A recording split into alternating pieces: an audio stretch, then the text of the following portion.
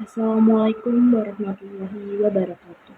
Yang terhormat Bapak Yudi Ahmad Basri selaku dosen pengampu mata kuliah Hukum Perlindungan Konsumen, saya Alfiana Yuning Imtiaz dengan NIM 1022364 kelas SMA jurusan HES.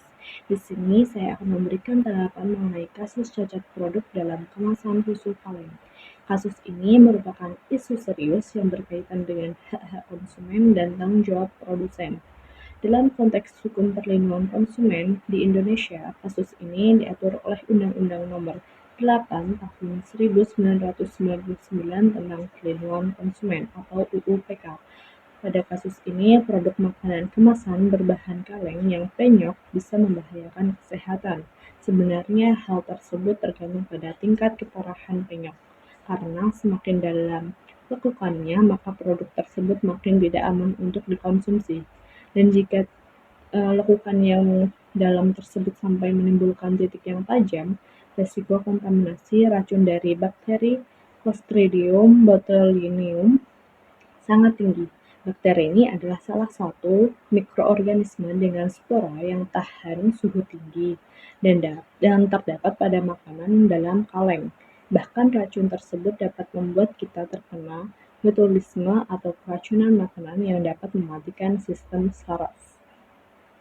Pada kasus ini, konsumen memiliki hak untuk mendapatkan yang pertama, informasi yang benar, jelas, dan jujur tentang produk.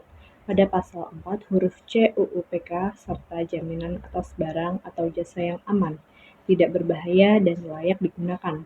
Pada pasal 4 huruf A dan D UU PK.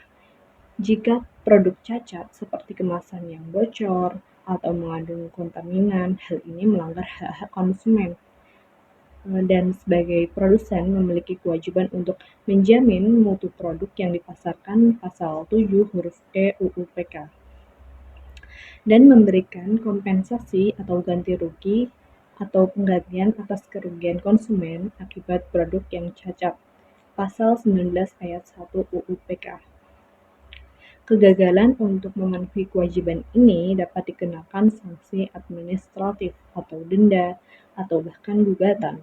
Kemudian, dalam kasus cacat produk ini, produsen dapat dikenai tanggung jawab mutlak atau strict liability, di mana mereka bertanggung jawab atas kerugian tanpa perlu pembuktian kesalahan.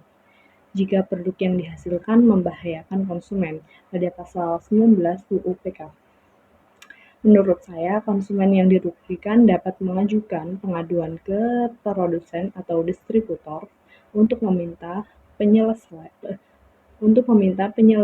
atau pertanggungjawaban atau bisa melaporkan ke Badan Penyelesaian Sengketa Konsumen atau disebut BPSK untuk mediasi dan juga mengajukan gugatan perdata atau pidana ke pengadilan. Bagi saya, kasus seperti ini dapat merusak kepercayaan pembeli atau konsumen terhadap produsen dan industri yang terkait. Oleh karena itu, penting bagi pelaku usaha untuk memiliki sistem pengendalian mutu yang baik serta tanggap dalam menangani keluhan konsumen. Di sisi lain, konsumen perlu diedukasi untuk selalu memeriksa kondisi fisik kemasan, tanggal, kadaluarsa, informasi produk lainnya sebelum membeli. Langkah ini dapat mengurangi resiko penggunaan produk yang cacat. Dapat disimpulkan dari kasus ini bahwa pentingnya perlindungan konsumen sebagai bagian dari mendapatkan perlindungan konsumen sebagai bagian dari menciptakan pasar yang adil, aman, dan bertanggung jawab. Sekian dari saya, kurang lebihnya mohon maaf. Wassalamualaikum warahmatullahi wabarakatuh.